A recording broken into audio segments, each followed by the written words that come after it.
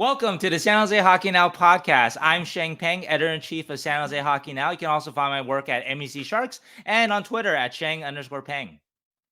And I'm Keegan McNally. You can find me on Twitter at halfwall_hockey, at my website, half-wallhockey.com, or at San Jose Hockey Now. It's a good week this week. We've got a couple of topics to talk about and an interview with Corey Masisak. Yeah, Corey, of course, you guys know him from his work at the Athletic with the Sharks over the last couple of years. He was moved on to cover the Colorado Avalanche at the Denver Post, but he wrote a story for the Athletic about Hasso Plattner that was never published, and I bought that story because I just thought it was an amazing story, and you can see it now at San Jose Hockey Now. So we talked to Corey all about that story, and we get his thoughts on the Sharks this year and the Sharks rebuild. Yeah, it was a great conversation with Corey. It was great to hear from him in his new job, and you guys should stick around for the interview. It's a great interview. This week we've got a few topics. Sharks finished the week with a win. So I'm wearing the jersey. I see he's wearing the teal. Yeah, Yeah, I'm wearing might the be teal. a new jersey for you to wear soon. So yeah. Yeah, we'll talk about that as well. There's possible rumblings of a Sharks new jersey. Yeah, they're not rumblings anymore. It's happening. Yeah, so Yeah, it's more than rumblings. It's like an earthquake. yeah. Logan Couture has returned from injury after a prolonged absence. And we'll have a little bit of discussion about his injury and what we hear from about what was going on with Logan. A little bit about the jumbo retirement ceremony. And then finally, we will mention the new jerseys that are coming out. So it's going to be a good episode. I'm just happy that the Sharks finished with a win. It felt like exactly what they needed. I predicted this win. I'm going to take a little bit of credit. I put it on Twitter that the Sharks were going to win Fired up the boys, this game a day before. I said that no matter what, the Sharks are winning this game. Couture's back. Sturm is back. Anaheim sucks. I just knew it was going to happen. Predictably, the Anaheim sucks, but they ran out to a 13-2 shots lead in the first period. I think maybe 19-4 middle of the second period. We were doing some math in the press box at a certain point, like halfway through the game. It's like, oh, the Sharks are on track for 6 shots tonight. Yeah. Sharks started slow. I will say that, but the third period, I think, putting it kindly, was a complete period from the Sharks. And also, they started slow, but got like 3 goals, which is not something that the Sharks normally do. Yeah, that's true. No, their shooting percentage was looking pretty good early on. For sure, it was a really fun night to be out there. Those of you who braved I told it was heavy rains, but not torrential. I was asking Curtis Pashelka from the Mercury News. We sit next to each other, and Curtis is from Canada. I don't think he minds me saying that. And of course, he would know what torrential rain is up there. I'm spent most of my life in California, in LA too, and so I wouldn't know what torrential means. So I thought, well, it rained pretty hard yesterday, but is it torrential? That I wanted to. I mentioned the rains in the story that I wrote, and he was like, no, it's not quite torrential. And it's like, okay, well, so heavy rains to come out to SAP Center. It was a giveaway night too, but you were treated to a show. You saw Logan Couture come back and great assist to Marc-Edouard Vlasic. And Marc-Edouard Vlasic goals are really cool. I'm really enjoying them. He's had 2 goals this year, and they've all been eminently entertaining. In Ottawa, he beats Tim Stützle up the ice, which is hilarious. And then here, he almost decapitates Logan Couture in his celebration. Accidentally, kind of hip checks him, bodies him up in the end there. So it's all fun. And of course, Tomas Hertl was a big part of this game too. Tomas scored an empty netter that finished the game off, and big assist on Kyle Burrows, but just sort of a throwback game, right? So post game, the way it works post game is we ask who we want, and of course that's been very tough this year because a lot of losses, right? Who are you? If after you lose 7-1, you want to get different people, but are you going to get a random 4th liner after 7-1 loss? No, you got to get leadership, and a lot of these kind of losses, right? And so this year it's been a lot of asking for Tomas Hertl, a lot of Mario Ferraro with in the absence of Logan Couture. So it was nice to get Hertl in a happy moment today, after a game for once, but also too. So the 3 guys we asked for wasn't just for sentimental reasons, was Couture, Hurdle, and Vlasic. And coincidentally, the three most tenured Sharks still with the team. I did the math: 2,900 regular season games between That's those quite a three, few. all with the Sharks, and not even counting the playoff games. And it was really Mhm. so it was really cool to have. It was sort of like sort of a throwback moment. Announced sellout. I know it wasn't a real sellout. Some people didn't show up because of the rain, because of the Niners game. But it was a giveaway night though, so a lot of people did show up because they wanted a giveaway, and so it was a good crowd. And so it's sort of not a night that we're going to have a lot of, I think, over the next couple of years. Just a throwback night. Sharks do well, sell out, and it's the names that you're familiar with: your Couture, your Hurdle, Yeah. your Vlasics, doing it for you. Actually, the next most tenured Shark after those three is Kevin LeBanc, who didn't even play, and I don't know if he's going to be with the team next year. And then we get to Mhm. Mara Ferraro, who has never seen a playoff game, so so it's a Yeah. big sort of between those three holdovers and the rest of the Sharks. It's a big difference in just in terms of notoriety. So it was a really feel good game, I guess you can say. Even though Anaheim is a team that you're competing with for Macklin Celebrini, Mhm. that's a game that, let's say, that this team needed, and it's good to see Logan look pretty good. Obviously, anytime Tomas Hertl does anything, this is a good thing because he's keeping his trade value up for the future, and also too, yeah, you don't want him to be that anchor with his contract. You want him Of to course. to to be all star Tomas Hertl. Fabian Zetterlund scoring a goal like a A fucking boss, a beauty. tank. Yeah, Yeah. just Jackson Lacombe or Lacombe just bounced off him. So 6'2", 6'2" Yeah. defenseman just bounced off Fabian Zetterlund. So that was a cool moment for the future. And yeah, so anyway, it was a nice night, and we don't really need to talk too much about Chicago and Buffalo. Let's Well, just keep the vibes up. The only thing yeah. that we'll say, I will mention, well, yeah, we'll talk, we'll jump topics here a little bit. We are going to talk about Mhm. Logan coming back and his injury, but Mikhail Granlund obviously left the Chicago game, and Yeah. he's going to be out for a little bit, but I do get the sense that I do know that they avoided the worst of it. I Good. reported that avoided surgery, and so there seems to be optimism that he can be back soon, and so we could see a full Sharks team soon. And actually, something that David Quinn alluded to, because yesterday against Anaheim actually started. Couture on the wing with Hurdle for some reason. I didn't quite understand it, because right after the opening faceoff, they went back to their normal lines. Hurdle Mhm. with Hoffman and Zetterlund, and Couture with Eklund and Barabanov.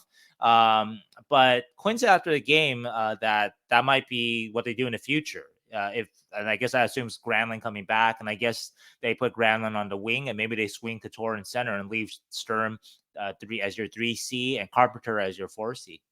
That's not a bad lineup. I was thinking about, I mean, Not the like, worst. it's not the word. And it's something that yes, the Sharks are bad this year, but I think a lot of us are just so conditioned to them being terrible that we don't realize how many man games they've missed from injury, from Couture and everything, and Sturm, and so many different players being out for prolonged periods of time, that like when the lineup is healthy, and we said this in the very beginning, the forward group is not awful. Like, it's Well, the okay. centers at least, right? The Yeah, the center centers are. group. Yeah, Yeah. yeah. The wingers are still, yeah, not amazing. And there's not a superstar and, and among them. I think the biggest problem is the defense, Um, honestly, because the and the defense defense is a just problem. doesn't have enough guys who can. I think the biggest thing I would say, and we talked about this a little bit last week in terms of like how good did you think these Sharks were going to be? Yeah, And they just don't have anybody who can kill plays. I think that's the biggest part. The puck moving, the two things.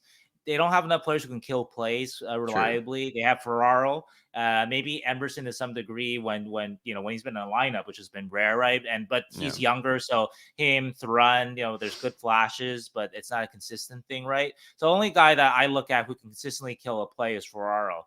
Um, Hmm. there's nobody really reliable at moving the puck. Obviously, Ferraro has shown some flashes, but there just isn't a lot of there isn't Benning, puck another moving, injured and there. guy, but Yeah, he's another. Benning is a guy who can kill a play from time to time, so he's not around. So yeah, so that's gonna be tough. But up the middle though, if you look just up the middle, Not bad. and the Sharks are healthy, you don't feel too bad about this team. Yeah, I mean, you can even flex somebody like Couture or Granlund to the wing.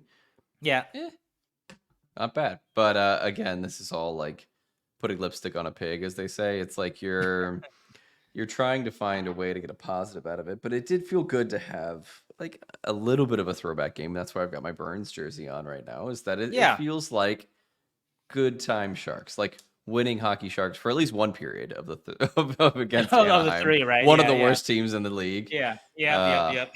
we're trying to find positives in these little moments, but it's One tough being a reporter for the Sharks. was sitting next to JD, our buddy from Locked On Sharks. He also writes at San Jose Hockey Now. He came to the game, and we were just kind of joking that look, like the Sharks to keep you want them in the driver's seat for the lottery for sure. Obviously, that's no guarantee you'll get the number one pick, but this draft, it really seemed like at this point that Celebrini has really separated himself from the pack. That's the guy that you want. But anyway, though, that all the Sharks have to do is actually just lose one out of every 4 games, like win every one out of every 4, which is kind of what they've done just now here.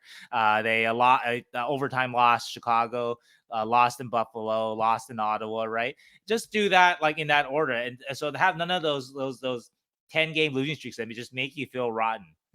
Yeah, So yeah. So just it's every just 4 one every games, 4. win one every 4 games, feel good, lose the other 3, keep the and you're in perfect shape for the tank. Everyone's feeling good. You're winning at a consistent enough clip. Yep. But you still end up with the worst record. And so yeah, so that's That's the I think what we're goal. hoping for here. That's the goal That's the here. goal. And yeah, I don't know if we have too much else to say about the Celebrini Bowl, but I mean, I Sharks. call it the Macklin match. That's the match for Oh, Macklin. that's a good one. I like I that. like that. Yeah, yeah, yeah. The Because Macklin the match last year the Bedard Bowl was perfect too. made Literally, sense. but Hmm. Celebrini Bowl is just it's easy. So yeah, so I'm going with the Celebrini yeah. Cup Championship. Yeah, I that's a don't good know. one. Celebrini Cup is good too. I like that. Yeah. Needs to be alliterative for sure. But anyway, they at least kept pace with that game. Yeah. Allowed Chicago to get a couple more or get an Can't even extra lose, point. right? Yeah, but whatever, Yeah, it's fine. it's fine. I think I don't know. Honestly, like I don't want to be too optimistic, but I do think that I think, and this is the bold prediction, I don't Mhm. think they're going to go on another 10-game losing streak this season. Okay, so you're predicting no Whoa. more double-digit losing streaks. That is a bold prediction, and I guess stick me I to am it, man. not going Stick me to it. I'm not going to ride with you on that. So you're on Oh, your own there, really? buddy. You think that there's a possibility they get another 10-game losing streak? I think yes, I think it's Yes. possible. All Yeah, right. the elements of this team again. Yep. It relies too much on the goaltending. And obviously, and yeah, no, I would not put it past this team. All So, right. Then we will lock in our bets right now. This is it. This is the high stakes gambling you've all been waiting for on your on your San Jose Hockey Now well, the Sharks podcast. have another double-digit losing streak, right? And Yeah. just a small thing, if they do have another one, I think that's going to put them with. I think it's got to be 11 games. That's what I've looked back. I haven't looked at 10 exactly. My Mhm. filters are kind of Not bad. not good enough for that. But 11 games or worse losing streak. There's been only 2 teams that have done that 3 times in a season. And it both Wow. happened the same season, coincidentally, when both teams were trying to tank for Alexander Day. That didn't work out, of course. The 1992-93 Ottawa Senators and Oh, the 1992-93 San Jose Sharks. They both had 11 games or worse losing streaks. And so we'll see. We'll see if the Sharks can match some history there. so let's talk a little bit about Logan Couture's injury and his return from injury.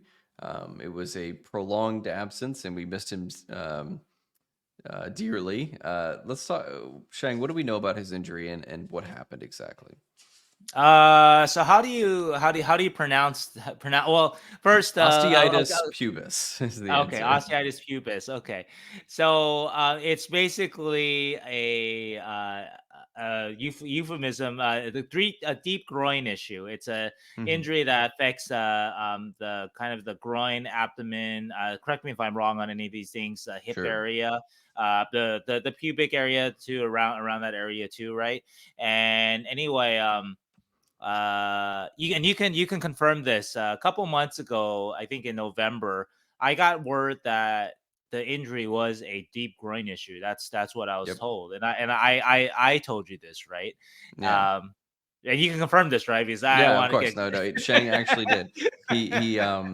Sheng texted me that it was a source of his said it was a deep groin issue, and yeah, the problem is that the groin is a lot of muscles and a lot of different right, structures. right. What in the world is a deep groin issue? Well, it turns out apparently it's osteitis pubis is an answer, is a way to say that, which is like an inflammation of the bones, the tissues of the pelvis. So it's painful, it's chronic, and typically people need to have a prolonged period of time off or with treatment to actually get back to where Right. they were before. So it makes sense. It all kind of fits. It's just it was, I don't know, it was kind of up in the air. It was something that it didn't seem like and rightly so. Logan's got his own like it's his body and it's his, he's got his own right to privacy. He didn't want to share it, and then now he At the is, and time, yeah. here we Yeah, are. At the now he's time, he playing was. now he's playing, he's actually the Hmm. one who volunteered it, to us, the morning of the Hmm. Anaheim game. But yeah, so anyway, on my end, so I had this information, and I kind of I wanted to be a little more specific if I could be. And so I tried to dig on it a bit, and it was not. Yeah, this is definitely not something that just what that people wanted out there, kind of. And so yeah, Hmm. so I will say I was misdirected a couple times. It was I and I couldn't quite narrow down specifically what it was, and Yeah. I kind of gave up on it too, just because I was working on other stuff, and also Logan was already skating, and it looked like he was on the way back, and so it didn't seem as relevant anymore to find out exactly what the injury was, because he's going to be back in a couple weeks, or whatever. And so I stopped chasing that lead. But anyway, though, yeah. So it is just kind of funny though that ended up being exactly what you and I talked about in November. But Yeah. hopefully, this recovery, it's a full recovery, and there's no setbacks again, with his injury. Yeah. Of course, it's a different kind of groin injury, but obviously we're all familiar with the setbacks that Eric Carlson had with his groin injury, right? And so we'll see. But Logan looked pretty good last night. Again, and this is why you miss a guy like that to some degree, right? Like, he was out of gas. His pass to Vlasic, he said so himself. He looked like it, right? I think it was the last shift of his last shift of that period, I believe. I think he said that. Anyway, the last shift of the second period. But anyway, though, in that one moment, he is, tired, right? Dog tired, whatever, right? Yeah. But he has the touch to backhand a pass in a perfect place that Vlasic can skate into. Yeah. And you miss that skill on the Sharks, because honestly, a lot of other Sharks at this point, you give them that one moment, that pass isn't where it needs to be. And so you miss that part of it with Logan, and obviously all the other stuff too, the two-way play, and the hustle and all that kind of stuff. Yeah. You miss that like confidence of a pro like Logan, where he's done this forever, Sure. and that like has the ability to know in himself that he can make that pass, and there's not a lot of guys in the Sharks that can do it. So I yeah, I missed him. It was cool seeing him on the ice again. It felt, I don't know, felt renewed in some way. Like the Sharks were kind of a different team with him out there. So yeah, I think we already mentioned this, but it's possible that maybe the Sharks have something going there if they. I mean, they did again get outshot a lot by in the Anaheim game, but I think there's at least hope for maybe some more entertaining games this season than just like 9-0 blowouts. There's still going to be some blowouts. I'll be honest with you guys, but Like, there's, it's good. if we separate a roster into like four different areas, the centers, your wingers, your defense, and your goalies. If they can get the healthy up the middle, that's Um, that might be like your second or third most important. Sure. And then the goaltending actually has been pretty good this year. Mm. Lockwood and Kakin, they've had off games, but more or less still, I think they've been very very good. I think if he had, we talk about with Corey actually, we talk about is this the worst Sharks team ever? I'm sorry, the worst cap era team ever. We get Corey's opinion on that. But also, too, we talked about the team last year, and if the team had received this kind of goaltending that they getting from Blackwood and Kakinen, they wouldn't have been in the Bedard hunt. I think they Yeah. would have had, they wouldn't have been a playoff team, but they would have been a much better looking team on the ice in terms of results. Obviously the defense, that's the one area that like they won't be able to fix between now and Of sort of course. the rest of the season. But and then the wingers, that's the weak, that's like your other weakness, right? But it's, I guess the overall point I was driving at is that and we talk about this every week, the centers really can uplift the wingers Yep. and make your wingers look just a little bit more confident and competent and all that stuff. And so it would be interesting to see when the Sharks get healthy. And I alluded to what Quinn said about putting Couture at wing, so that actually strengthens your winger core. And then you have four centers. Even if Sturm at your 3C isn't like most ideal, he still can do like he did last year. He can look, he can pass as your 3C.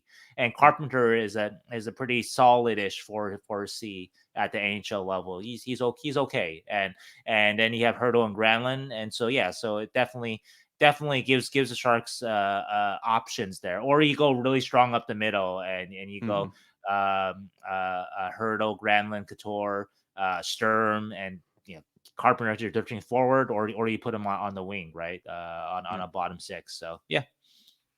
And so from reading from about Couture's injury, it's great that he's come back, and even if it does recur, it seems that and Logan alluded to this, that he didn't need surgery or that they've opted not to go for surgical options. But if he does need surgery for this in the future, players tend to do actually pretty well with that afterwards. Oh, So it's okay. not So that's like your understanding of it. That's not one of those like it can like yeah, end his career, kind of one exactly. of those things, right? Or really There's hamper his certain career. Okay. surgeries that are kind of like the death knell for careers, where they get them done because they have to, because they're in chronic pain, and they Mm-hmm. try to come back. There's certain hip surgeries that are like that. Mm-hmm. Players like Backstrom and Mm. uh, I think Ryan Kessler.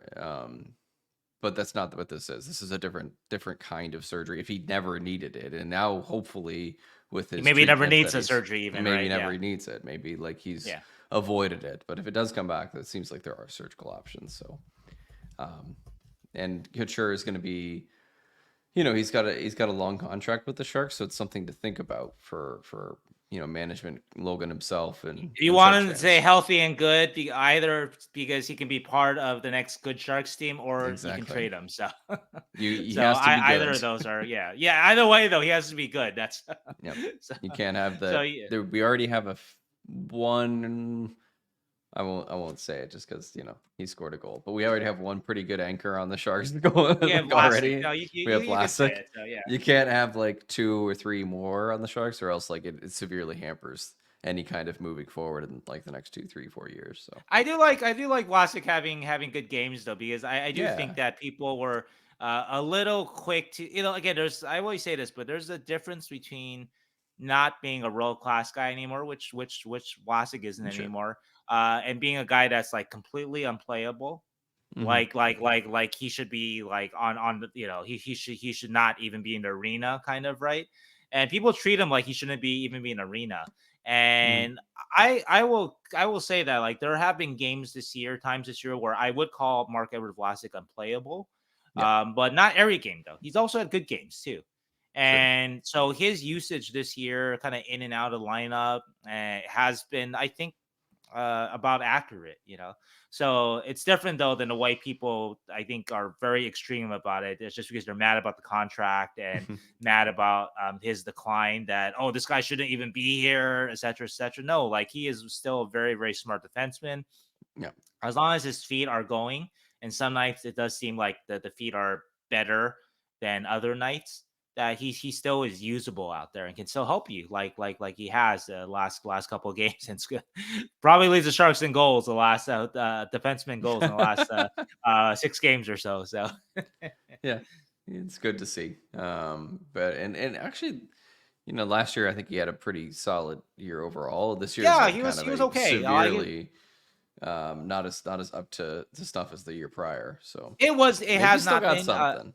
But Mhm. it's not, again, it's not like he shouldn't even be like in the arena kind of, and Yeah, that's where the worst of online critics. And it's like, yeah, just, let's have some subtlety here. There's there's a lot of gray area here. So yeah. Maybe he's still got a little bit left in the tank.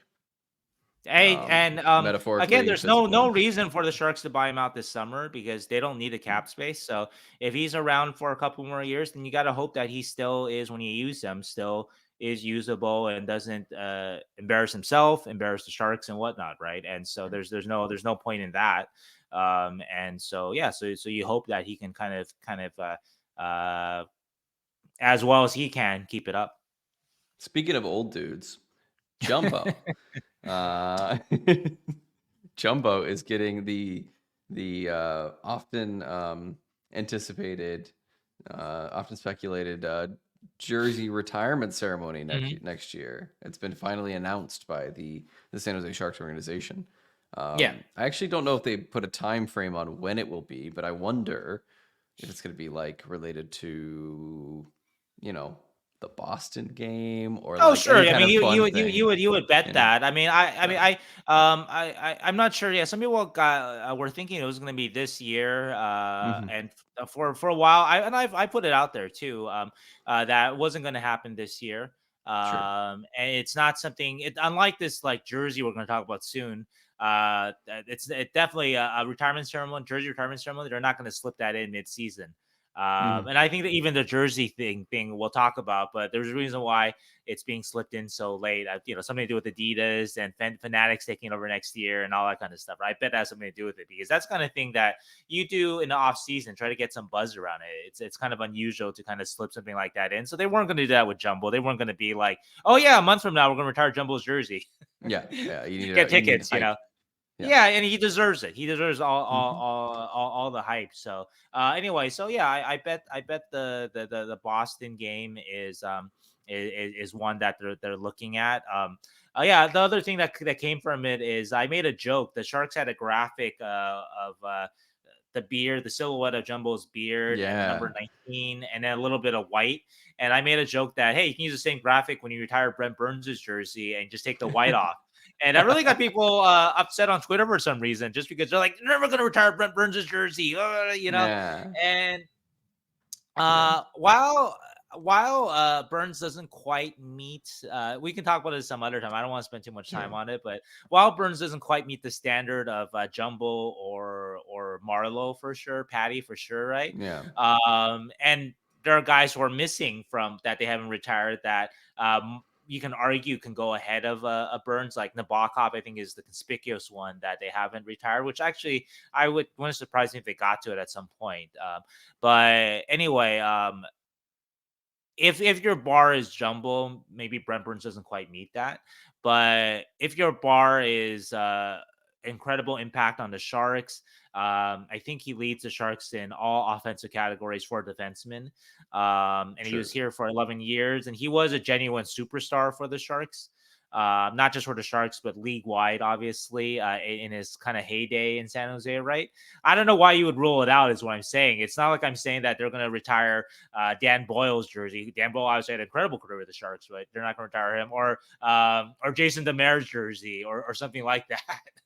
So I don't know why people were Demers up in the so angry rafters. about that. I don't know why people were so set off by that because I think Yeah. it's a reasonable conversation to have. Um, whether or not Burns is jersey retirement worthy. And actually, funny that you're wearing a Burns jersey. Got the Burns jersey Obviously, on. yep. I think the Nabokov Um, is in there. Pavelski is going to be sure. in there too, right? But it's in. He's in the conversation. Is all I'm saying. So I don't know why people were so ticked off by that. So I'm not saying Yeah. like Santa's like put Santa's Ozolinch's jersey up there or whatever.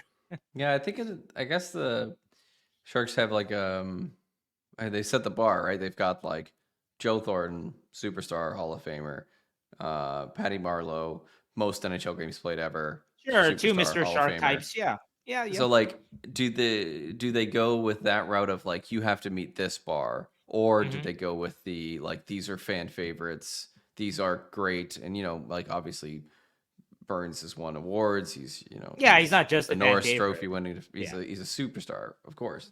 But like, do you go with him? Do you go with him above like Pavs, who like doesn't win many awards? Maybe he won. I don't think he's won many individual awards at all. Um, and do you go with him? Above Pavs? Like it's kind of tough. So I wonder what they will do in the future. And then Navi obviously he's also got a coaching career with the Sharks. So I think you're right. Maybe they will get to him eventually. But Yeah, we'll he we'll seems to see. be the one that especially at that position too, Yeah, where yeah, like he's the guy who seems to be kind of missing, and he's also one of those synonymous with the Sharks guys. I know a of lot of people course. have a lot of love for Owen Nolan, but even though he was sort of the first star, the first Yep. legitimate star of the franchise, that I don't think he just wasn't with the Sharks or his peak wasn't long enough with the Sharks Yep. in some ways, right? Um, and I don't think he had Burns's impact in terms of tour success, right? Obviously, the Sharks had a lot of playoff success, a lot of wins with Burns that didn't quite happen with Nolan. So I think Nolan might be a little more sentimental. I mean, there's an argument for Nolan. I don't think you can rule out a guy like Nolan, but I think that leans a little more toward the sentimental. But Mm. anyway, I just saying it was just a joke. Number one, and number two, that it wasn't anything wild. Again, I wasn't Yeah. saying retire Eric Carlson's jersey, even though I Sure. do think Eric Carlson should get a statue at SAP Center for how he kept the Sharks from the abyss last year, as we saw this year, how important he was last year. This is But true. anyway, That though. is, there is an argument to be made, but it also drug us away from Bedard. So you know what? No, I'm not happy. Anyway, I'm very excited for the Jumbo jersey retirement ceremony. Like the Patty one made me feel so good. I remember watching that and just feeling like a lot of memories coming back about his play and just him with his family there. I just loved it. And now it's going to be Jumbo with Patty there. And it's going to be excellent. I'm just going to They remind just me got to all of, space these things out throughout yeah, of this course. rebuild. A couple more years, Yeah, gotta distract the fans for a couple more years before the Sharks I'm have that fan. a Distract me. consistently watchable product. Yeah, Exactly. Distract me, make me feel good about like my youth watching good Sharks teams, and then right. I will forget about the fact that I'm watching a horrible one every night. Anyway, it's so awesome. I'm very excited. We all knew it was coming, just that they've announced it. That it's on their radar for sure. Yeah. Which is great. All right, last topic for today before we get to the Corey interview, we have a New Jersey-ish Hmm. kind of. We have some mock-ups of a New Jersey. What do we know about when this is coming? Why this is happening? What's going on? I again I've been working on other stuff, Granlund injury stuff, and obviously Logan's return. So I haven't really paid too much of a mind to it. But yeah, there's a jersey coming out. It's being snuck through end of the season. I would guess it has something to do. I need to double check this, but I would guess it has something to do with the fact that Adidas is losing their license and Fanatics is taking over next year. So they have this jersey. They just want to get it out while the going's good, I guess. That would be my guess on all it. And supposedly there's a good chance that they're going to sort of release it in whole or give us a full look at it on Thursday the 25th. There's going to be a State of the Sharks State of the Union with Jonathan Becker and Mike Greer. So, like we are saying with Jumbo, distract them, distract them from what's going on the ice. So, good PR move for everybody there. So, instead of angry questions about the team that is on the way to the worst record in the worst points percentage in the cap era. Show them in New Jersey. So little There we razzle go. dazzle there. So I like I'm it. just I'm I just being like it. cynical. I'm just being I cynical. know. So yeah. So I like it. I think we talked about this a minute ago. It has a little too many stripes. it's too busy. I'm not a big Yeah. fan of it.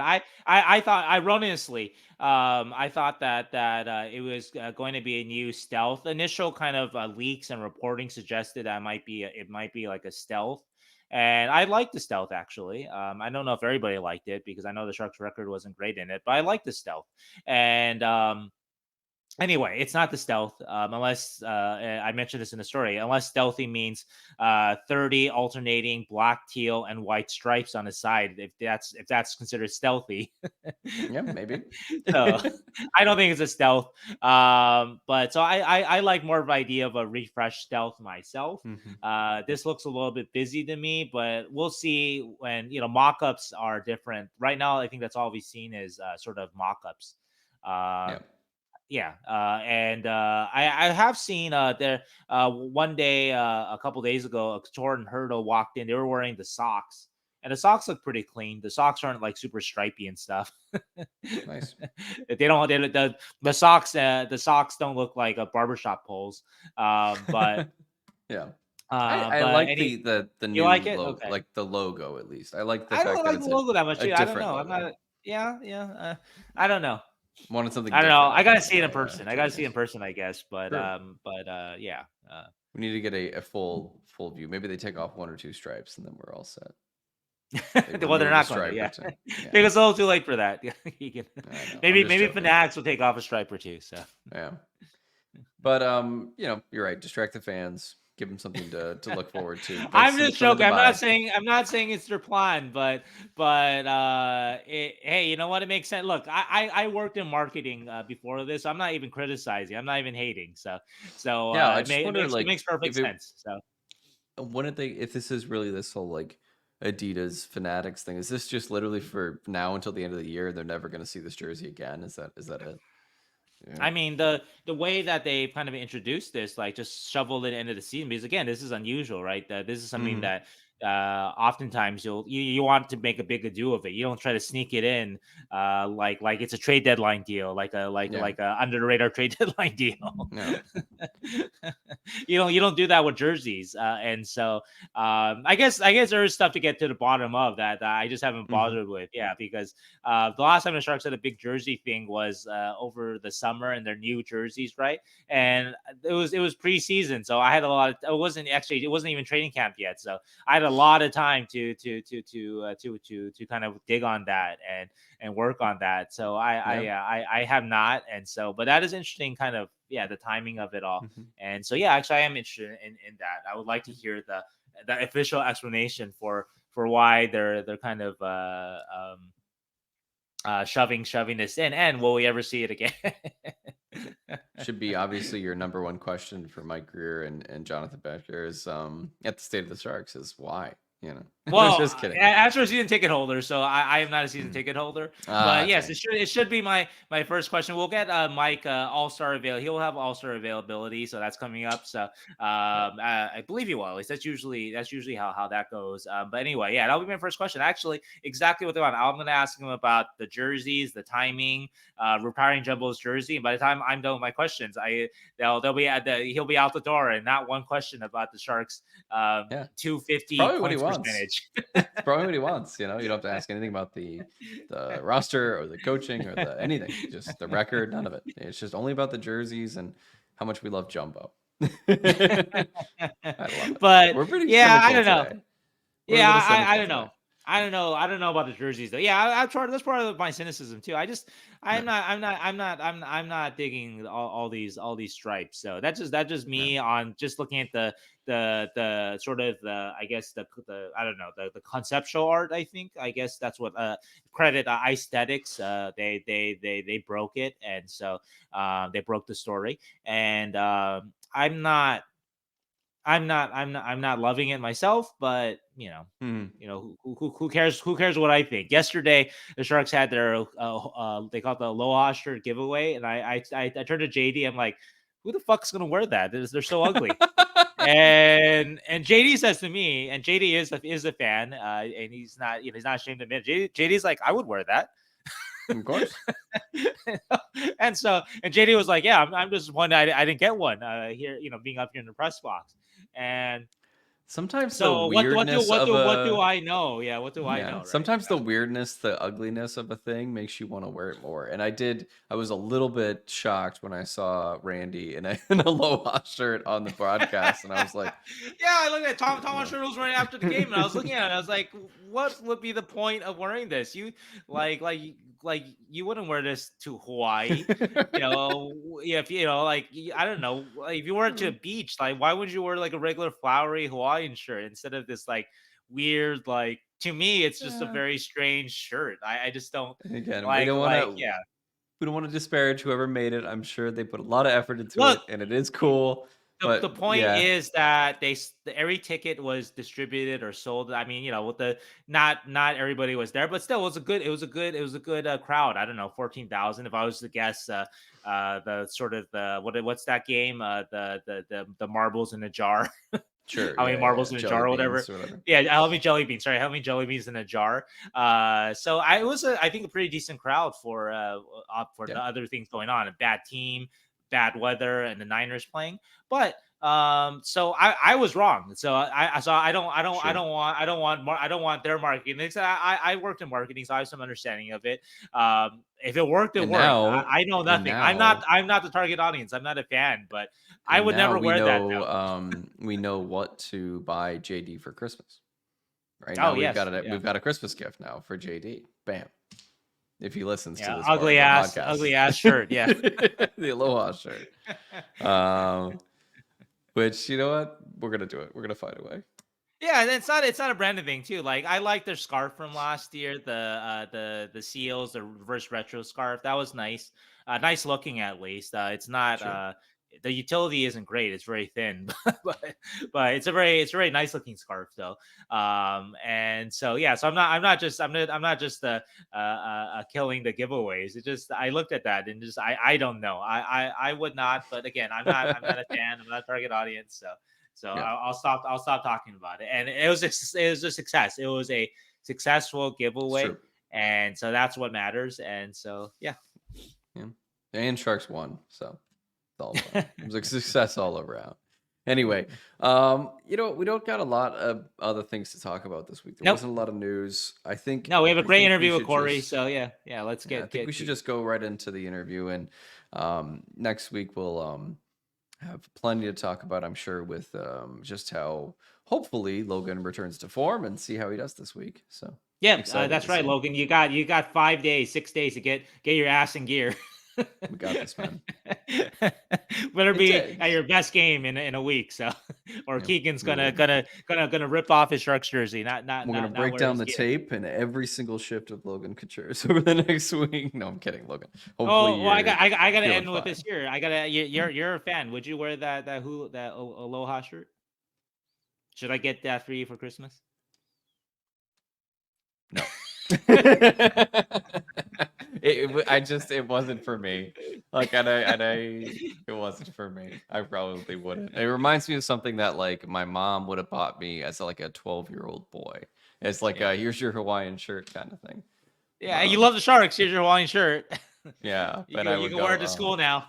yeah. So and I'm a 12-year-old boy at heart, so maybe I would wear it, but probably not. Put me on the spot now. You're questioning my fandom. Anyway, No, it's not. It's not JD, a we are fandom thing. I'm getting one. actually, I'm actually testing your aesthetic case and Mm, how much I respect you that's what it actually. was. So as a person, so and your taste. So We do have to get one for JD though. It's on my Christmas yes, list for JD. yes. I'll bring it to him at the draft, which is going to be fun. All We'll right, make him everybody. wear it at the draft. Oh, that's a better idea. Oh man, I'm gonna buy him one. Interview Macklin Celebrini wearing the Sharks Aloha shirt. Now the true reporting is you have to find out what size JD is without like asking him directly, and so I can buy him the right size one and then get it Or for him. even better, we'll buy JD one and we'll buy one for Macklin Celebrini so we can present Macklin Celebrini with a Aloha shirt. Why he's drafted. He's gonna cutter goatee us and immediately not want to be with the Sharks. He's just gonna go and no more. Can I get traded immediately? Yeah, that's it.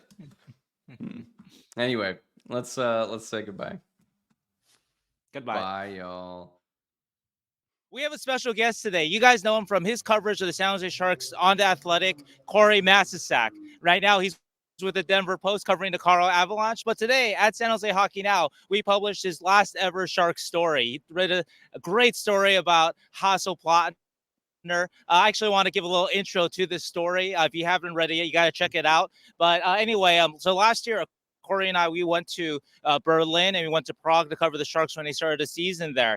And I think there was one day that Corey just wasn't around in Germany. I was like, oh, I wonder what he's doing. And a little while later, I find out that he's in Potsdam, where Hasso Plattner lives, trying to get that elusive interview, hoping for that elusive interview with Hasso Plattner. I thought, damn, that's some fucking good journalism right there. I wish I had thought of that to go out there. So I wanted to give him props for that. And I'm so happy and proud that I could publish the story. So anyway, welcome, Corey. Hey, thanks for having me, guys. I apologize for the whatever that is. This is day 9 of a road trip through Toronto, Montreal, Boston, and Philadelphia, similar to the one that Sheng just did. And it's been a lot of snow and a lot of coughing. So I apologize for that. Yeah, no worries. I'm on the road too. As you can see, that background is LAX. I wanted to give you guys a nice scenery as you're watching today's podcast. But Corey, first, I wanted to ask you just sort of the genesis of this story, this search for Hasso Plattner. Yeah, so this was actually the second time I've been able to go to Europe, or that I had been able to go to Europe for The Athletic, but both times it's like you really have to have a good reason to go, right? Like, I mean, obviously the travel funds are limited and all that. So, that was sort of like one of the big, again, sorry about that. One of the big pitches was obviously, Tomas Hertl was going home to his hometown, but like there's been a lot of written about Tomas Hertl and like his love of Jaromir Jagr, et cetera, et cetera. But there hasn't been that many stories really about Hasso other than just sort of the surface level stuff. So it was like, well, let's go over a couple days early and just kind of go see what we can find. Basically, like this is like, as it turns out, I mean, his profile in Germany is very similar to the one in San Jose. Like his money is everywhere, but his name is not. And so like he's sort of a mysterious figure there too. So, but it was so it was a good couple of days of going from Berlin over to Potsdam, and I learned a whole lot about art that I did not know before, because Hasso's a big art guy. I learned way more about the German Democratic Republic. That was probably the most fascinating stuff to me personally, just like sort of digging into what happened during reunification of Germany, and like how the like basically since the Berlin Wall fell, like what has happened to the German Democratic Republic. That was probably the most fascinating part for me, for sure. But it all kind of ties together with Hasso. Like he just, I feel like there were some things like that I learned about him as a person that sort of apply to his time as the owner of the Sharks too, while I was there. Yeah, and Hasso is such a figure of mystery, of speculation among Sharks fans, because never see him. We see his money on the ice, and his money on the ice was for a long time doing pretty well. Obviously, not so well recently, but he's such an interesting figure. And so, without, I guess, giving away the whole piece, what did you learn about Hasso? Never actually got to talk to Hasso here, as none of us have in Sharks media for a really, really long time. I remember just myself. I remember seeing him in the 2019 playoffs in the locker room. I don't know after which win, but it was my first year covering the Sharks, so I didn't have sort of the gonads to just be like, hey, what's up, Hasso? And also so quick too. I just remember that he was like a fan who just walked in and out. So it wasn't like one of those things where he just was standing there too. He just sort of like flitted in and out. So I would have had to have walked stop in like he owned it, technically. Yeah, exactly. Walked in like he owned it. But what did you Yeah. learn about Hasso, and just what, if any, have your interactions been with him, and they're just seeing him around? I mean, or anything like that. Yeah, no. So, I mean, to me, sorry, I wanted to. I was hoping that he was going to come to the game in Berlin, right? And I had been sort of talking to the team about it, and like to me, the fact that he didn't. Well, someone told me he was at the game, and then whenever we were talking to Mike Greer later, I mean, Mike made it seem pretty clear that he was not at the game. But I know that his daughter was at the game. She was sitting with the Sharks people in their suite, but just like to me, just the idea that like on game day in his hometown, the Sharks organization, like his people with the Sharks, didn't know if he was going to show up at the game or not, was kind of a good, like an encapsulation of Hasso, the mysterious Sure. figure. Or I wouldn't mean, tell you, right? Yeah. right? Yeah. No, I mean, I think there was. It seemed like they were pretty genuine, and they were like, he might show up, he might not. We're not really sure. So I, you know, like it's interesting. Like to me, the most fascinating thing about Hasso is that, like you're right. Basically, from the minute he owned the team until 2019, he was. I mean, if you did like a approval rating with fans, I don't see how Hasso could have been any higher. And he was just like everything that people say about Jeff Vinik in Tampa Bay is what people used to say about Hasso. Like he's the perfect owner. He will write any check that you need. He will anything that you need to gain a competitive advantage. He will do.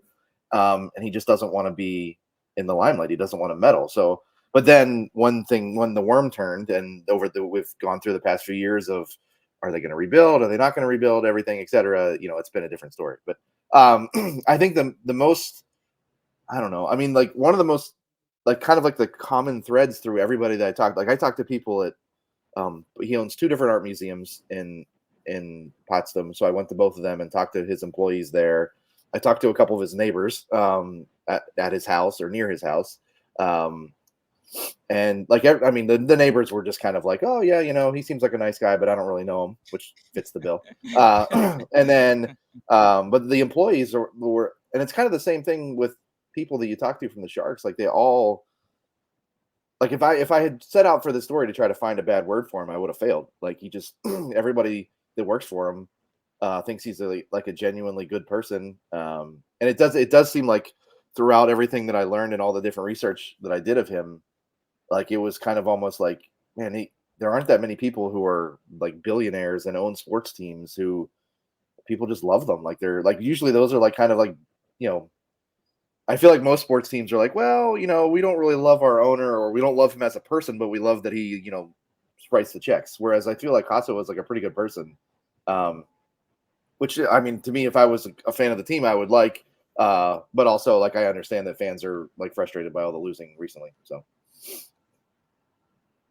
Yeah, no, absolutely. But I think one of the striking things from the piece too, to kind of go away from just what you learned about Hasso, and again, all these or a lot of these conversations you had with people that know Hasso are in the story. But something else he says in the story, and actually to give some of the genesis of the story too, that this story was supposed to come out last season. If you read it, you can kind of tell that's sort of along the way of when it should have come out. But Corey updated recently too. But one of the things that Jonathan Becker says, President Jonathan Becker of the Sharks, says that Hasso has the love of Russian wingers. when he tells you that, and this is back last year, when he tells you that, of course, what do you think? You think Matvei Michkov immediately, right? Yeah.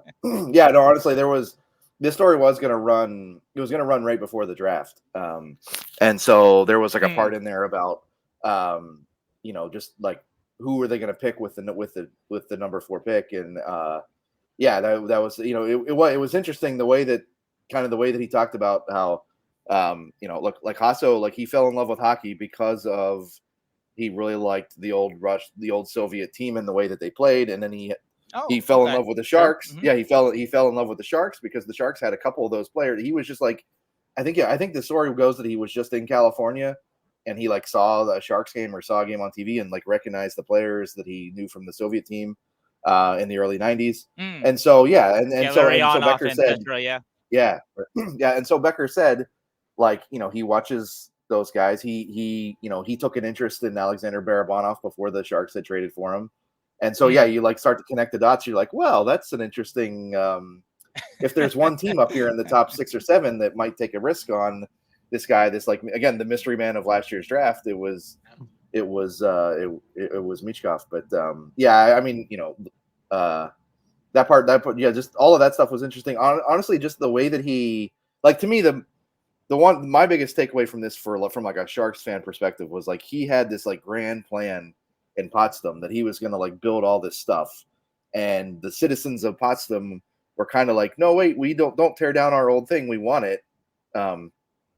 And he said, yeah, okay, let's do that. And so like he kind of like listened to his, he's not an irrational, unreasonable person, basically. Like he listened to the people that live in this town that he owns half of at this point, practically. And yeah, and so yeah, one of the things. Oh, go ahead. Yeah, no, yeah. So anyway, and then the end result of that was this really, really cool art museum that I got to go to that had just opened like 2 weeks before we got there in Germany, and like people there were like so happy that they have this. That's like the building is kind of an ode to the old German Democratic Republic, and then all the art inside is also GDR art. So yeah, that was definitely like a pretty cool thing to see. Well, anyway, I'm also it's sick, by awesome the way, story. So if I'm being a little quiet. Oh. Sorry about that. Well, it's only me then. I'm the only one outside too. So anyway, though, it's a terrific story. It's a 4,000 words, but it's a wonderful 4,000 words. It's just I think when I read it, it gives me a good sense of, I guess, the Hasso that I've suspected over the years, and I've never spoken with him, like I said. But things like how he wants to keep the Sharks at SAP Center, at least in that building, right? And that goes back to, and I don't know if I've heard this around from other people or I just I connected the dots myself, but that and you mentioned the story that he's European and in Europe, your arenas, buildings, you don't just move them out of them after 20 years. You use them and you retrofit them and you modernize them and that sort of thing, right? And so that's Hasso's approach. And so that's why when we talk about the Sharks, and the common thing with American or North American owners, they got to move out of SAP Center. They need a brand new building. There's never any real serious talk of that with Hasso because it's Hasso, and that's his attitude. And I think that's a very refreshing attitude for obviously a sports owner in North America. Other part of it too is just that how competitive he is and how much he loves the Sharks, even though you don't see him around. And sure, he can be around a little bit more in terms of for us, for media. I've told that to PR before. I'm sure you said the same thing, that hey, we don't need him every year. We don't need him to be Mark Cuban. He doesn't be all over Twitter, but like maybe every couple of years, especially where the Sharks are going right now, you might want to say something to the fans. Use us as a conduit for that. Just a thought. But anyway, though, it's a great story. But in our limited time with Corey here, though, I wanted to touch on a couple more things now, just because I know that everybody watching, listening, they all loved your work with Athletic, and they're curious what you think about the Sharks. And my first question for you is, and you've seen the Sharks a little bit this year with the Avs. They've gone to Denver a couple of times. Is this the worst NHL team that you've seen in the Cap era? I don't think it is. I'm trying to think of when. I mean, the funny thing is that I'm sure the team that, depending on how the season goes or continues to go, like the team that they're going to get compared to is the Avs had a team that finished with 48 points. Sure. So like that was near the bottom there. I really don't, though. I think. I mean, it might be like before the trade deadline, but there have definitely been, like, I'm thinking the Connor McDavid year, especially, like Buffalo and Arizona had stripped down to the point where they weren't. I mean, there's always these jokes like, could Alabama or Georgia beat the worst NFL team or whatever? Yeah. And like, I think in that year, you probably could have put together a pretty decent AHL team that could hang with the Sabres. Or just the Alabama football team. Yeah, or the Alabama football team might have been able to beat that Sabres team.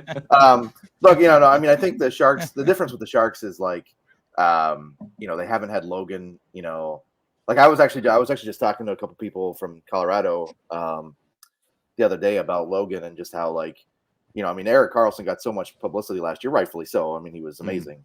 But like Logan had a really, really, really good year last year, like a kind of like a turn back the clock year for him too. And it just kind of didn't really make it out into the world, really. Like San Jose people saw it, but like, nobody in Denver or Philadelphia was like, oh man, Logan Couture is having a great year this year. So I mean, I'm not saying that they would be, 10th in the West right now if they had Logan, but they would not be as terrible if they played up there.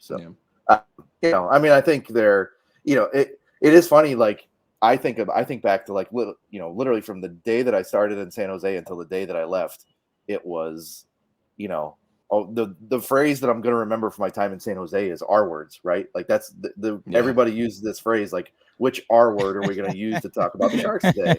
And so it is actually funny. Whenever I talked to Jonathan a couple weeks ago last week, I guess, for this, that's a kind of a refresh for the story. I commented on how different it is now. Like, I mean, they for a long time, they said they weren't going to do it. They said they weren't going to do it. And they've kind of, whether they wanted to or not, it's kind of happened. Right. And so I do think that, like, basically from if you told me like what does 2030 look like for the Sharks the day before they hired Mike Grier versus now, I think 2030 looks a lot better. It's just that 2024 is maybe even worse than anybody thought.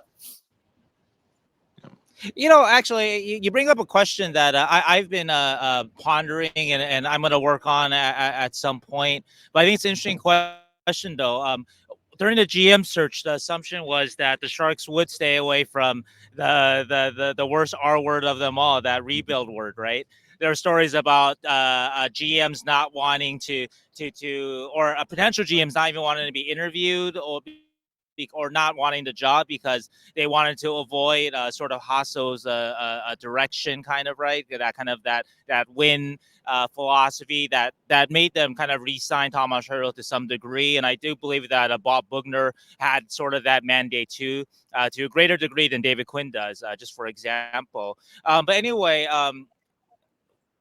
but what Mike has done, though, has not been that, obviously, though. I'm just from the start, right, from the Brent Burns trade. But Brent wanted out a bit, though, so that's a slightly different thing. But the Timo Meier trade, which was totally the Sharks' choice, just to accrue assets there, and then that's a domino that leads to Erik Karlsson trade, because if you keep Timo, maybe you can convince Erik to stay, maybe, but they didn't even bother with that for good reason. But so my question to you is, do you have any guess of how Mike, I don't know, I want to say the word convinced, but how Hasso shifted his mindset a little bit in terms of that R word? Yeah, I think I've kind of thought all along that everything about this, like even the team's like kind of steadfast refusal to use the word rebuilding, has always been kind of like just a certain brand of messaging. Like even like every time I've talked to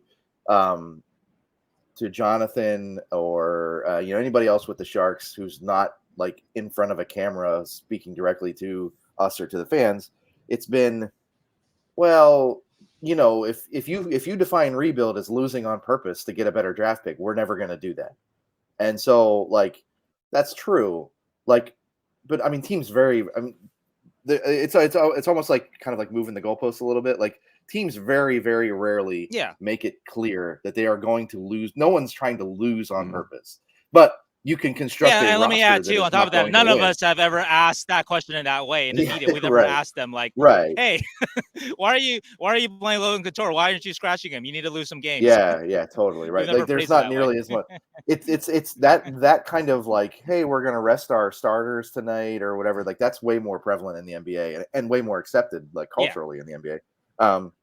So I do think that, like, look, I think part of the way that Mike Grier convinced them to give him the job and kind of sold them on his vision of the future was that he said, look, we're not, we don't need to lose games on purpose to get where we want to go.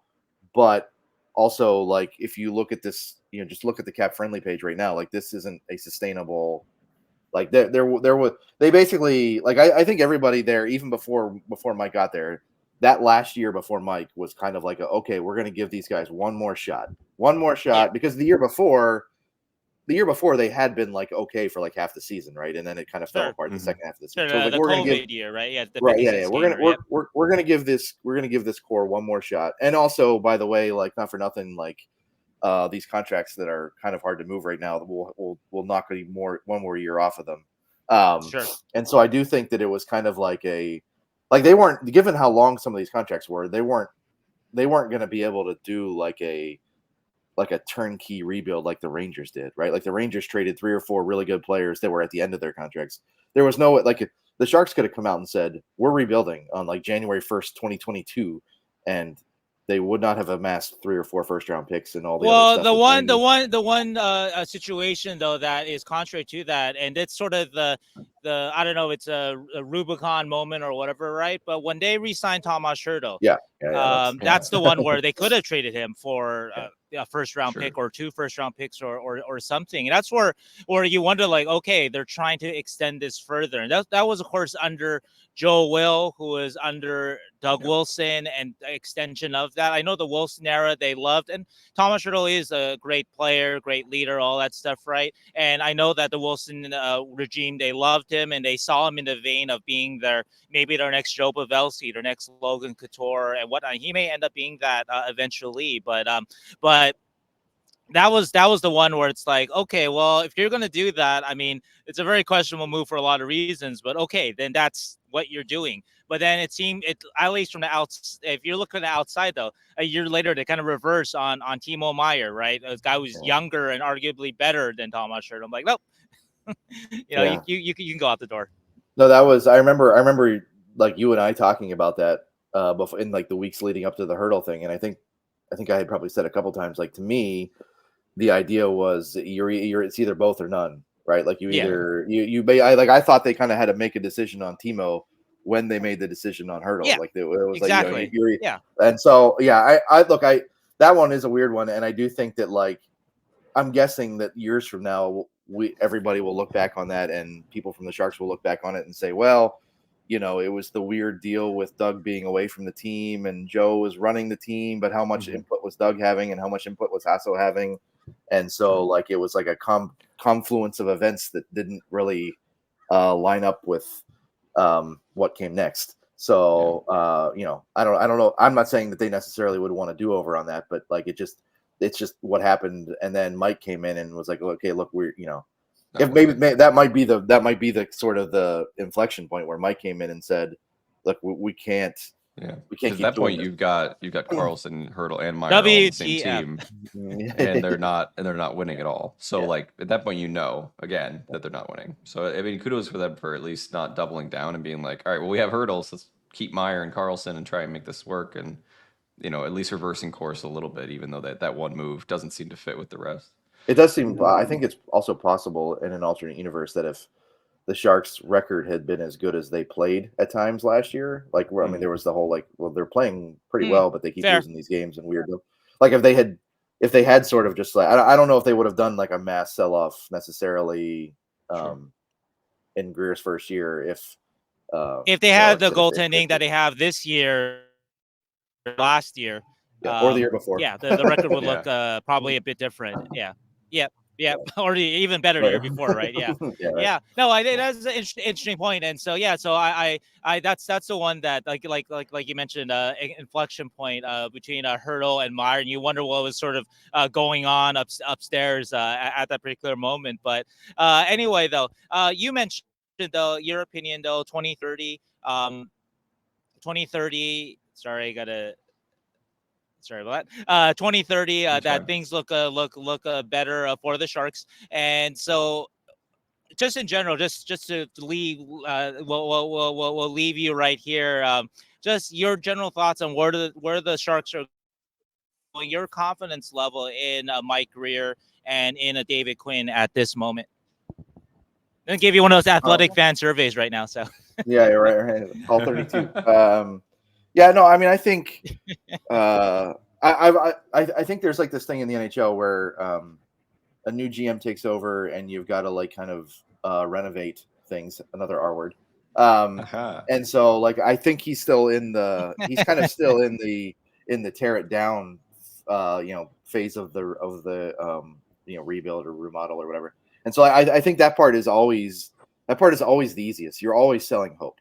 Like there's not, I mean, unless you really, really make a bad trade or you just don't do like the sell-off trades the right way or whatever, like that most of the time fans are going to be pretty hopeful. Like Sharks fans didn't love the return for the Timo trade on the day it happened. They'd probably like it a little bit better today, I would think. Just For sure. And so, but in general, I just think that it's like this is the easier part of the task, and then it's when you get to the end, and then you have to start going back up is when it gets much harder. Ask the people in Buffalo or Ottawa or Edmonton for a decade or whatever it was. But I think that generally speaking, the things that you can take away from Mike's tenure so far is that they're pretty good at finding guys on the margins, like the supplementary, like just look at like Mikey Esiamont or even just getting Michael Granlund in that trade, and everyone being like, oh my god, he was terrible. Like why would they want, or why would you want him other than just to fill up the salaries? And I think he's been a pretty decent player for them this year, and they might even be able to flip him into another draft pick at some point. So I do think that they've done a pretty good job of like again, this is another thing. It's like the hardest thing to do is to find the top of the lineup like superstars. The easiest thing to do in the NHL is to find like value in third and fourth line wingers and the depth defense guys, but not everybody can do it. Like it's the so like I think they've done a pretty good job with that. I think people really liked their draft this past year, even beyond like Will Smith. I think they've the prospect pool looks significantly different / better than it did a year ago, or especially 2 years ago.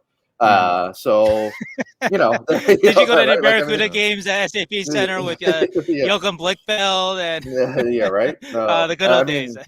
Yeah, for sure. No, I mean, so look, I think I have no idea if it's going to take 1 more year or 3 more years. I don't know. I think I think they're probably going to be patient with David, David Quinn, because like they know that he doesn't have the horses right now. So like it's like all about the culture and habits and all those things. And so, like I said, coaching in the NHL is weird. It's pretty rare for a guy like Jared Bednar in Denver to go from like the coach of the 48-point team to the Stanley Cup champion. Like, sure. Usually there's a different coach by the end. By the end of when you reach the rainbow at the end of the rainbow or whatever, and you win, like there's usually a different coach. So I don't know. I wouldn't necessarily say that like David Quinn is definitely going to be the coach, in 3 or 4 years. But I think that Mike Grier has got them going in a direction that's better than they were 2 years ago. And I think they've the odds of them being a playoff team in 2 or 3 years and being a really good team in 4 or 5 years are better now than they were before. And if they add Macklin Celebrini in a few months, it'll look very different. Yeah, that's the elephant in the room is we need superstar talent, like you mentioned. We're getting the Kalen Addisons, the Ty Embersons, the third, fourth line wingers and stuff like that, but we need that superstar in San Jose. So how does Mike Grier find it? I think that's going to be the next question. Yeah, for sure. I mean, I think, But oh, go ahead, Sheng. Oh, actually, I was going to ask you one thing that I just sort of thought of, because I think that you were already left the Athletic or already when the Erik Karlsson trade happened. So just at sort of the last what did you think of everything that happened in that move? I guess, and I'll leave you with there unless Keegan has anything else for you. Yeah. So. It was interesting. It was like kind of like weirdly ironic to me, and almost like that I left San Jose, and the Sharks drafted a kid who grew up like 1,000 feet from my dad's house in Western Pennsylvania, and played at the same rink that I walked by or whatever. Then also they traded Erik Karlsson to Pittsburgh. I think it was it was one of those. It was kind of like the Burns deal in that they were basically like going to let him say when he was ready to go, and when he was ready to go, they kind of knew all along that the options were going to be limited. Like with Burns, it was there was like certain stipulations that he was only going to go to one of a couple teams, right? And then with Carlson, it was the contract was going to. He could say he'd go to any team, but there was only 2 or 3 or 4 teams at most that were going to be able to try to make that work. So I think they got a little bit lucky in that, like, it was a first year GM in Pittsburgh, and Kyle Dubas is known as like I kind of feel like Kyle Dubas is almost like the heir to the Doug Wilson, like big game hunter, always going after the big name throne that they used to be Doug's thing. Now it's Dubas's thing. So look, and Doug advises him too now. Was there? Yeah. Not unsurprising there. Yeah. So that was one that it was like, look, the chances of them winning the press conference in that trade were 1%, 2% maybe. But to me, it's always I felt the same way about the Timo trade. You trade for 5 pieces in the Timo trade instead of 1 because, well, maybe the one that you wanted they wouldn't give you. But the other thing is the reason why you pivot to 5 pieces instead of 1 is you turn 2 of those pieces into more things, and it just kind of becomes like a spider web of like, oh, we traded Timo Meier for these 5 things, but it was actually these 9 things by the end of it. And so I think that's going to happen. Could happen with the Carlson trade where, on the surface you're like, oh, Jan Ruda and Mikael Granlund and a couple picks. I'm sorry, I'm still in here. But sorry, good. Still at the hotel. Out of there. Yeah, but anyway, I do think that that they'll be able to flip those guys for draft picks, and it'll still sort of like the cycle will just kind of keep spinning. So, but the biggest thing was that they just, keeping the longer they kept Eric, like the more likely they weren't going to get a Macklin Celebrini or a guy that having Eric was too good for a team that needed to finish near the bottom of the standing. So it was time for him to go. It was time for them to move him. And I think they got out of it without taking on any I remember, I don't know, like Sheng and I had probably talked about this a few times, like who could you trade Erik Karlsson for? And the ideas were like Carey Price or Nicholas Backstrom. Yeah, guys who had these also had like crazy long contracts, but like a little less. And so the fact that they did the deal and didn't take on another $9 or $8 or $10 million salary, that to me was probably the biggest win, quote unquote, win of the whole deal. Well, it's probably the greatest win for the Sharks in the last 5 years that they were able to turn. And I think David Quinn's not giving enough credit for this. Quinn and Greer, that they were able to turn literally the worst contract in the NHL into maybe an even value contract or something. So that's of course Karlsson too was a big part of that too with his performance. Yeah. So take the wins where you can get them. It's not a Stanley Cup, but and an extra first-round pick. So I mean, that's not that it might be 15th to 18th overall, something like that. So that's not bad. I mean, that's it might be number 11. Value. If the Sharks are lucky, they might have number 1, number 11, and wherever New Jersey ends up. So really lucky. And I think at the time it was the same thing for me. I thought it was a win because they didn't retain that much. They didn't take back a bad contract. Everything else was superfluous or extra. And it was good that they got a useful player in Granlund right now too. So anyway, Corey, we got to get you out of here before you get kicked out of this hotel room. Yeah. Before you get kicked out, before you get carried out. Talking about the Sharks to the end, so you gotta love that. So anyway, we know that Corey, thank you so much. We know everybody misses you here. Wishes that you were still here covering the Sharks. So hopefully they enjoy this sort of your return back to the Sharks, and you're welcome back anytime to talk more Sharks. Yeah, for sure. Thanks for having me, guys. I mean, I definitely miss living in San Jose, and like Denver's been great. It's probably about as good of a landing spot as I could have ever hoped for, or even better. But like, I've realized that, like, well, I've been on the road for the past few days, but just before this, it was starting to get cold and snowy in Denver, and I'm like, it's beautiful there. I love it, but the clothes that you have to buy to live in Denver are more expensive than the clothes you have to buy to live in San Jose. So that's one thing that's one thing that is more expensive about living in the Rocky Mountains than living in the Bay Area. So, but GoFundMe for sweaters for you. Yeah, right. It's been good, but I do miss it, and I'll definitely be looking forward to coming back again soon at some point. I don't lie. The number one thing you miss is Rosario's. I just had that yesterday, so that was Corey's Birria spot that he turned me on to. So yeah, I had my thing is the surf and turf burrito. So Oh my God, that thing is it's incredible. Yeah, I missed. I mean, that was in my neighborhood, and like after I like kind of got to know Joe, the guy who owns the place, I was like, that was when I really started to feel like, man, this feels like home. Like I'm making friends in my neighborhood, and like I know people who like own businesses, and like so yeah, that's I will whenever we were in San Jose at the beginning of the year, that was my first dropped my stuff off at the hotel and started walking towards Rosario's. So. All right, All right. Corey. Well, Anything thank else? you again, Corey. So Yeah, thanks for having me, guys. Really appreciate it.